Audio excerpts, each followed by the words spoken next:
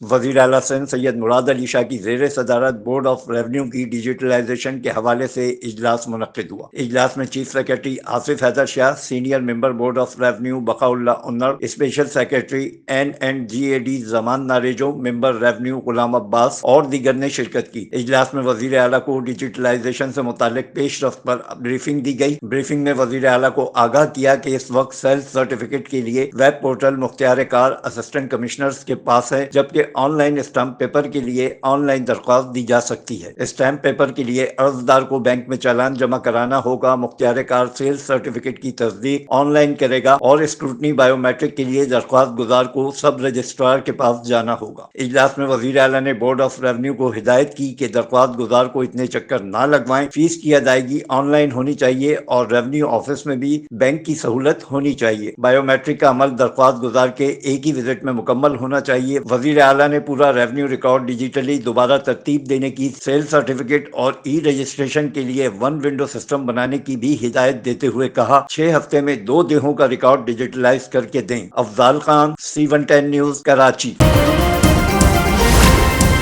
C110 news, خبر کی اصل خبر۔